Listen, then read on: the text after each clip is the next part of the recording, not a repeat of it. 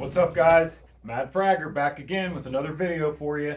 And today the video is going to be on classic fragrances. I got a few classic fragrances in my collection that I want to share with you guys. These are ones that probably most of you out there have either smelled before or seen before or come across. They're not going to be anything new here. Um, just kind of wanted to give you guys my thoughts on some classic fragrances that I happen to have. So let's start it out. The first one that I want to talk about is going to be Cool Water by Davidoff. I mean, can't get much more classic than this one, really. I am, in my 50s, I'm a little over 50, so, I kind of grew up right in the time where this thing was really popping off. I remember the first time that I heard I believe, what was the release on this one? 88 was the release on Cool Waters. And I remember when I first heard, in like the early 90s, when I first heard Snoop Dogg say the Johnson Baby Powder and Cool Water Cologne. And I was like, oh shit, this, this stuff must be fire if Snoop Dogg's wearing it. And like when I was just getting out of high school, young man in my 20s, was wearing this a lot. It is a great classic fragrance. Um, like to me, when people ask me to describe this fragrance, I say it smells like a really expensive hotel soap, like a fresh, expensive hotel soap. Just to my nose, and with that's the way that I describe it. Um, it's aromatic, it's fresh, it is soapy. There's some lavender and some florals in here, but it's a great classic. Still holds up to this day, I believe. I mean, granted, it doesn't fulfill the performance expectations that a lot of people have, but as far as the scent goes, I mean, I don't know. I mean, I get plenty good performance from it. Just use it in a situation where that dictates where you only need the fragrance to perform for X amount of time. Like if you use it in the correct situation, this stuff is absolutely awesome. I still think it stands the test of time. I still think it's worth wearing on occasions. Today in 2024, that's my opinion. I love this so much, and it's one of my favorites of all time. And I'm sure a lot of people out there, there's a big place in your heart for Cool Water as well. Um, the second one that I have is going to be not quite as well known as Cool Waters, but it's Cotterelle Pour L'Homme. Now, this is one that I kind of remember seeing this at some point in my life. I kind of remember seeing it come up, or my dad may have possibly even had this at some point. I'm not entirely sure, but because my dad did have quite a few fragrances when I was growing up. But this one is a classic barbershop fougere. It's elegant, it's spicy, it's really mature. There's some greenness in here, some florals. Classic barbershop scent. I would call it a barbershop fragrance. And it actually does have a little bit of modernity to it. Like this one actually, I feel like this one could still be worn again situationally today. But you got to be somebody who really enjoys like classic fougere type, barbershop type fragrances. Um, if you're not somebody who's into classic fragrances and classic smells, classic scent profiles, then this entire video is going to be lost on you. But I know there's a lot of people out there that still really love the classics and still wear them today, and I do as well.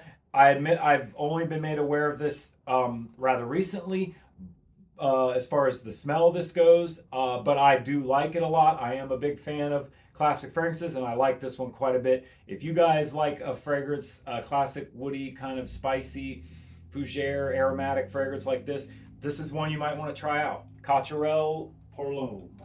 Oh, and that is by the house of Antonio Puig, and it was released in 1981.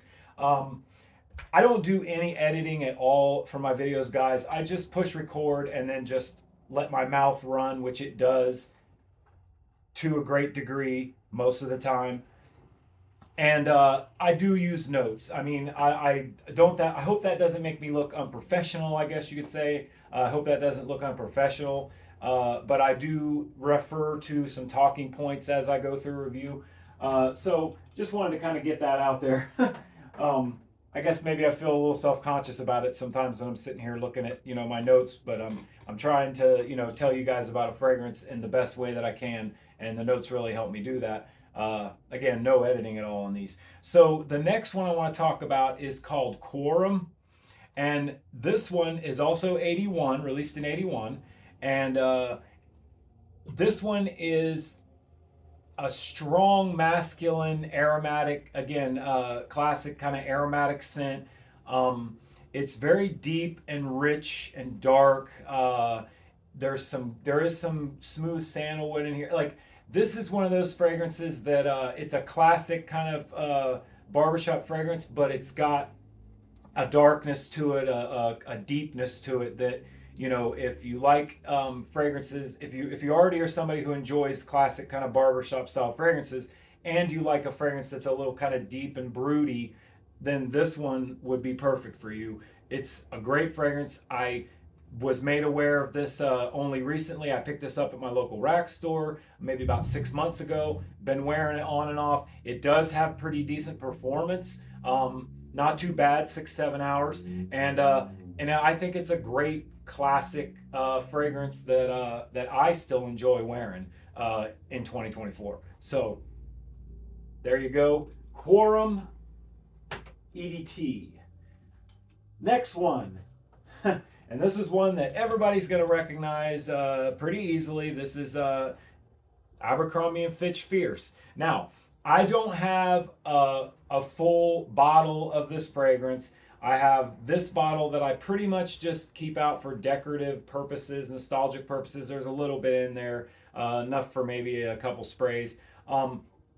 It's not one that I wear on a regular basis. Obviously, I don't own a full bottle of it, but I felt like it was important to make sure that this gets brought up in this video because there is a lot of nostalgic and a lot of historic value as far as this fragrance goes.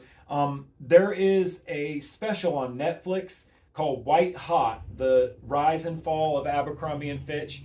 I watched it. It was really entertaining, really great. It kind of goes over tells you about how Abercrombie and Fitch had all kinds of criticism because of they were preferring genders and certain genders and races over others in their stores, and it goes all in the special, the documentary goes into all that. It's really interesting. Check that out if you guys have a chance. But this is a fragrance that if you went to a mall anytime in the last few decades, I guess you could say, they pumped this through the vents in Abercrombie and Fitch stores, like, you know what I mean? Like those firefighter planes dumping chemicals on the fires. Like, they pumped this stuff out, and you could instantly smell this in the mall. Anytime you went to the mall, you smelled this in the air. It's a classic. It's got a lot of history behind it, and I felt like it deserved to be in this list, even though it's not one that I normally wear and I don't even have a full bottle of. I felt like it deserved to be in this list because it is a classic fragrance. And I do like a lot of people, there's a lot of criticism about the bottle, this bottle design. They do have a newer bottle design without the half naked guy on it, but this particular bottle design got a lot of heat too, but I don't get it. I think that it's perfect marketing and brilliant advertising, and I really like it myself. That's why I have it here sitting out in my collection. Just the decorative value of the presentation here, pretty much. And so the last one that I'm going to talk about is the king, the granddaddy of all classic fragrances, and that's Drakkar Noir. Everybody's probably familiar with this one by Guy Laroche. This one came out in '82. It's an aromatic fougere. It's very masculine. It's got a slight bit of freshness to it, a warm, spicy heart, and and a woody dry down. Classic scent. I remember when I was just really, when I was just a little guy, going in my dad's room, and he had a bunch of fragrances. I remember he had Halston Z14, Polo Green. I don't have either of those, or they'd be on this list. These are just ones that are in my collection. But I would go in and smell my dad's fragrances back when I was a wee little lad. And this one, I remember smelling this on my dad. When I smell this fragrance, as you all know, scent is very closely related to memory in your brain. They're very closely related, and a smell can trigger a memory. That's one of the great things about fragrance is, that connection that it has with memory. And so, I smell this fragrance, and it's almost like I can just, like my dad is just leaning over me, and I'm just smelling it wafting out of his, button-up shirt. You know what I mean? Like back in the '80s, '90s. Even into the '90s. But yeah, this is a very classic scent that I'm sure a lot of people have a lot of memories associated with.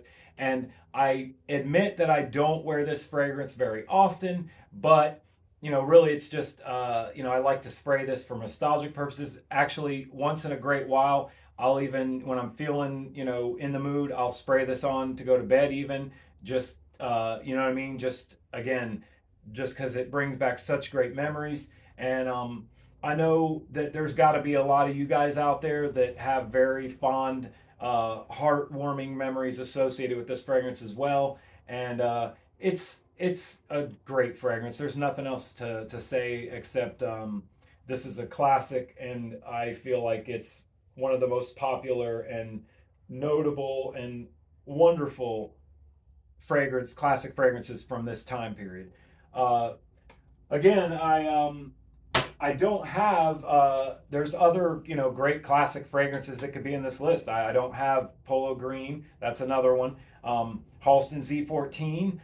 Now we know that back in this time, fragrances had certain chemicals, certain things they could put in a fragrance that, due to regulations, now they can't. And so a lot of these fragrances were, back when my dad was wearing them, were probably like beast mode, like, you know what I mean?